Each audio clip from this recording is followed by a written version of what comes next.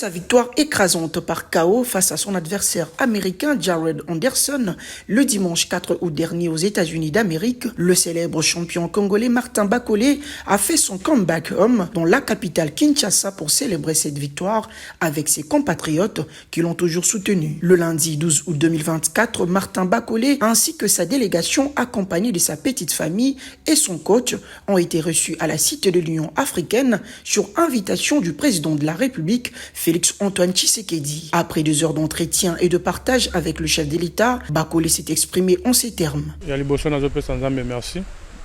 Et Ami Balé, na président, na ministre sport, pour na qui vraiment accueille, na tika la vraiment depuis na ça combat minene, organiser qui ont vraiment bien, na merci na premier ministre pour na appui nae, pour ceux qui étaient en salemate, tout solo na mokonzi, ya liboso na za esengo.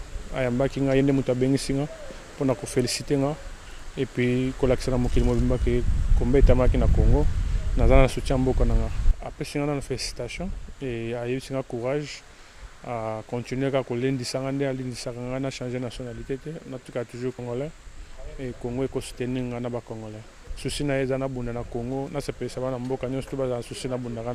Classé numéro 1 mondial par la World Boxing Association, WBA, l'une des 4 grandes fédérations internationales de boxe anglaise professionnelle, le boxeur congolais Martin Bakolé s'affirme de plus en plus comme l'une des figures importantes du noble art actuellement sur l'échiquier international. Dans les statistiques, il compte 22 combats chez le professionnel, dont 21 victoires et une défaite contre un autre américain, Michael Hunter, par KO. Le vice-premier ministre, ministre de l'Intérieur, Sécurité et Décentralisation Affaires coutumières, Jacquemain Chabani, a lancé officiellement ce mardi 13 août 2024 à Kinshasa la vulgarisation de la politique nationale de prévention et des règlements de conflits communautaires et coutumiers. Cette politique nationale, dont l'économie a été présentée devant les autorités de tutelle, vise l'amélioration de conditions de vie, la stabilisation et la sécurisation des entités coutumières, ainsi que la réduction des conflits communautaires et coutumiers observés régulièrement en République démocratique du Congo. Aussi, elle s'inscrit dans la vision du chef de l'État Félix Tshisekedi, qui prévoit en son 2e axe la protection du territoire national et la sécurisation de personnes et leurs biens. Occasion pour le VPM Chabani de mettre le bouchée double pour parvenir à l'approbation totale de cette politique. L'étape de la matérialisation de cette politique nécessite en amont une vulgarisation tous azimuts à 360 degrés afin de communiquer pleinement son contenu. Le but étant d'en assurer la publicité et la promotion à même de susciter l'approbation, l'adhésion et la participation efficiente de toutes les parties prenantes que sont les décideurs, les acteurs politiques, les populations et animateurs des entités coutumières, les organisations de la société civile, les médias ainsi que les partenaires de la coopération multilatérale. Le chef de la territoriale nationale a par ailleurs invité dans son discours le cadre et agent du secrétariat général aux affaires coutumières à bien mener cette stratégie de vulgarisation et promotion afin de procurer cette politique le moyen nécessaire pour sa mise en œuvre.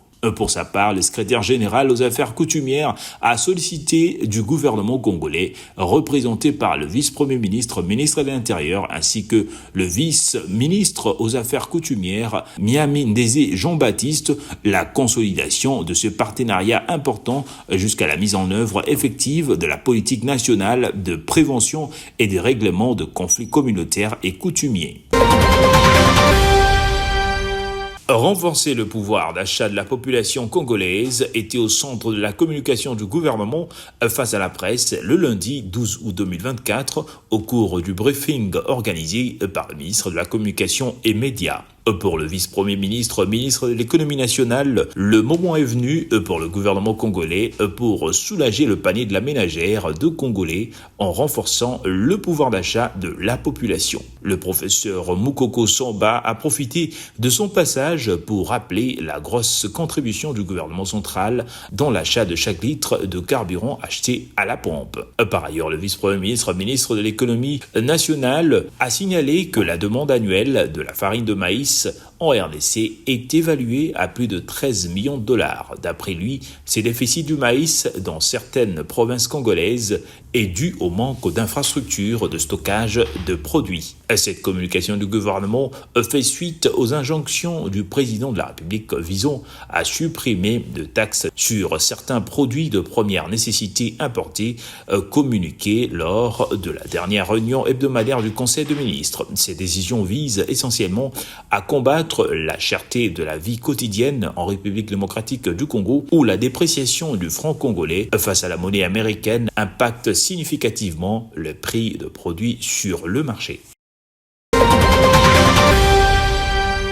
L'ancien chef du gouvernement de la République démocratique du Congo, Jean-Michel Sama Lukonde, a été élu comme le nouveau président de la Chambre haute du Parlement congolais. Ce dernier a été élu à l'issue de scrutins organisés tard dans la soirée du lundi 12 août 2024 avec 84 voix contre 9 pour son adversaire, Jonas Mukamba. Après son installation et celle de son équipe, le nouveau président de la Chambre des sages a souligné que sa victoire était pour toutes les forces politiques de la République. En ce qui me concerne, cette élection à la tête du Sénat, je ne la prends pas comme une victoire personnelle, mais comme une victoire de l'ensemble de notre nation et des forces politiques, lesquelles ne demandent que plus d'unité, plus de cohésion et plus d'efficacité dans la gestion de l'État, et ce, dans la confiance et la loyauté. C'est ici l'occasion pour moi de réitérer ainsi de manière solennelle et sans équivoque ma totale loyauté envers le président de la République, son Excellence Félix-Antoine Tshisekedi Tshilombo, qui place en nous sa confiance durant le mandat que vous venez de nous confier.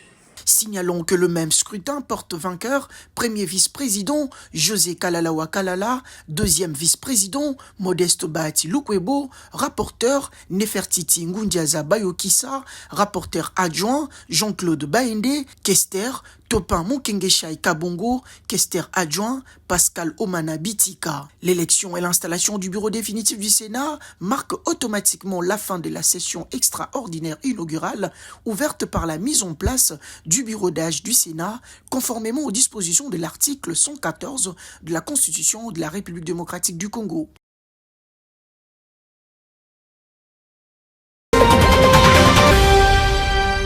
Le président de la République, Félix-Antoine Tshisekedi Tshilombo, a signé plusieurs ordonnances présidentielles dévoilées le lundi 12 août 2024 sur les antennes de la radio-télévision nationale congolaise par sa porte-parole Tina Salama, portant nomination au sein de l'Agence nationale de renseignement ANER d'un directeur général adjoint. Article 1er est nommé administrateur général adjoint de l'Agence nationale de renseignement, messieurs Kalambai Mpoy Joseph. Dans le même document, 4 autres animateurs de cette structure d'intelligence ont été signés sur la décision du président de la République, Félix-Antoine Tshisekedi. Article 2.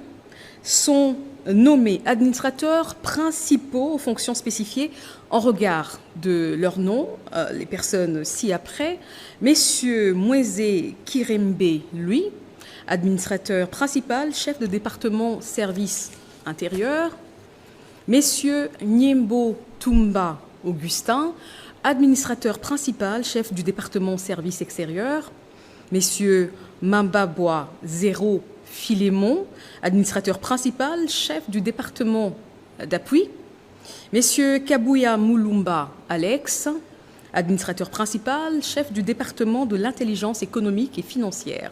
Le président de la République a donc signé une ordonnance créant un nouveau département au sein de l'Agence nationale de renseignement ANER, baptisé Département d'intelligence économique et financière de IEF. Ce département aura pour mission la recherche, l'investigation, la collecte, l'exploitation, l'interprétation et la diffusion de renseignements économiques, financiers, numériques et technologiques, tant au niveau national qu'international. Il sera également chargé de la surveillance des secteurs stratégiques tels que l'énergie, la télécommunication, les nouvelles technologies de l'information et le cyberespace, ainsi que du contrôle de la gestion de deniers publics.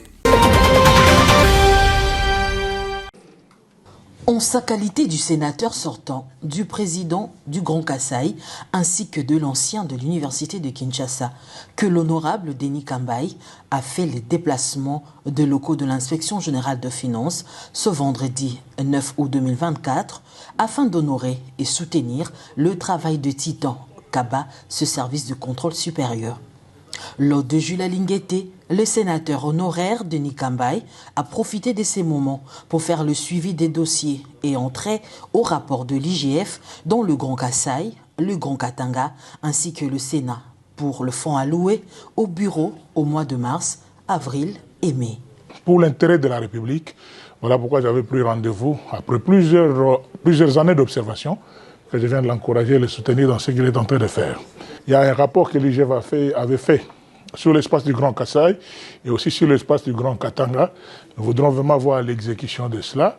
Nous attendrons les enquêtes de l'IGF, de ce fonds mis à la disposition du bureau du Sénat au mois de mars, au mois d'avril, au mois de mai. Nous voudrons savoir si les fonds ont été affectés à quoi. Cette visite est une preuve de plus que l'Inspection générale de finances, par sa manière de faire le travail, suscite de l'intérêt des Congolais à tous les niveaux.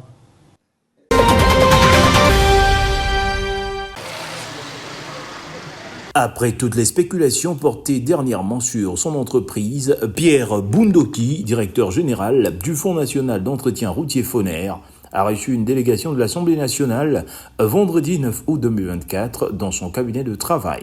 Il s'agit donc de 4 députés nationaux, dont Patrick Mouniomo, élu de Goma, Michel Moto, élu de Walikale, Joseph Bangakia de Rutshuru et Serge Condé de Sakania. Plusieurs sujets étaient au menu de leurs échanges, notamment les modalités d'intervention, la place du Foner dans le secteur des infrastructures au Congo, les ressources disponibles, difficultés et perspectives du Foner. Prenant la parole, Pierre Bundoki, respectivement directeur général du Foner, s'est attelé à faire connaître la mission spécifique de cette banque de l'entretien routier en RDC, chargée de financer les travaux d'entretien exécutés par les agences routières que sont l'Office des routes, l'OVD et l'OVDA. Ce dernier a rappelé le mode d'invention du Foner ainsi que les défis auxquels le fonds est confronté dans le travail quotidien ont été présentés, notamment les enjeux liés à la fraude et au coupage des recettes.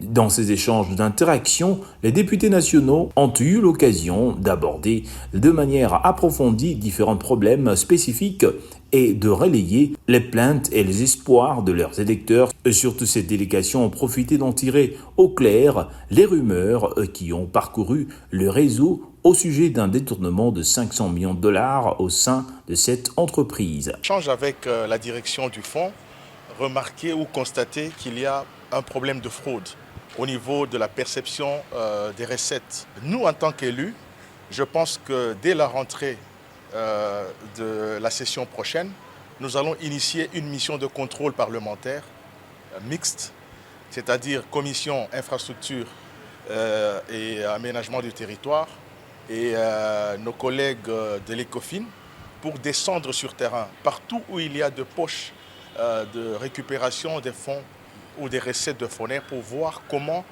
cette gestion de guichet unique est gérée pour que finalement on puisse mettre un mécanisme d'assainir le système. Pour rebondir, le directeur général du Foner a rencontré les préoccupations des élus du peuple et leur a fourni des explications détaillées sur le processus de recherche de financement additionnel et mis en œuvre sur son institution avec le plein accord de ces deux ministères des tutelles, les finances et les infrastructures, pour rencontrer l'augmentation substantielle de besoins de financement qui découlera de programmes d'investissement décidés par le gouvernement ces derniers mois. Il est à noter que la délégation de 4 députés représentait un groupe de 16 intéressés particulièrement par la question des infrastructures, de la voir figurer au premier plan de l'action du gouvernement de la République en accord avec la vision du chef de l'État mise en œuvre par le gouvernement dirigé par la Première ministre, Madame Judith Suminwa.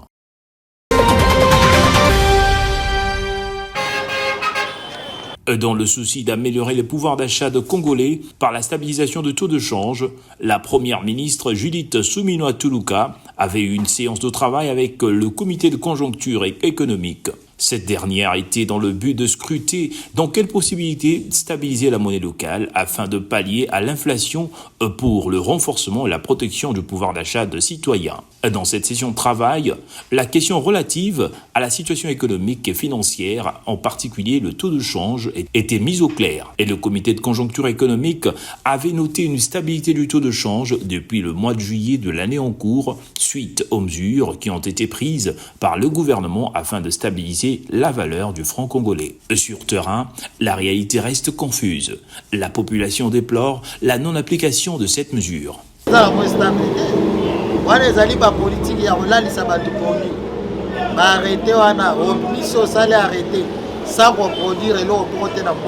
De leur côté, les cambistes contreviennent à la mesure édictée par les CCE avec de taux propres à leur consentement. Ces changeurs de monnaie n'ont pas tari d'étaler aussi les difficultés auxquelles ils font face. Il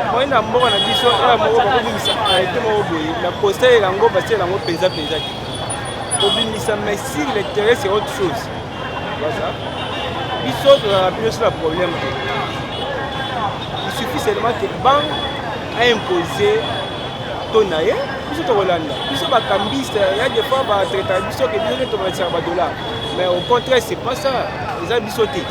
Vous comprenez? Biso mini abimisi. Il y a un problème, mais l'essentiel déjà que parce que la monde biso un problème. Ministre a ba bongo dollar stable alors dollar veut comment stable, faut comment exploiter. Ato sa dollar mo même tonga. Uta banda. Le tout à banda, dollar il a pas de banda. Pour dollar il va vendre dollar, faut exploiter biso moko. Tout ça dollar mo dollar va aller. Tu appelles ma carte quand dollar mi toti. Pour exploiter le moko té, tu dois rendre banda. Faut que ne Dubaï, faut qu'un dollar awa, faut que notre banda. À savoir, dernièrement le gouvernement congolais aurait prohibé de spéculation de la monnaie nationale. Évidemment, en interpellant les différents secteurs d'activité. Pour ce faire, les opérations de contrôle devraient être effectuées pour réguler ces secteurs économiques afin que les spéculations du taux de change cessent.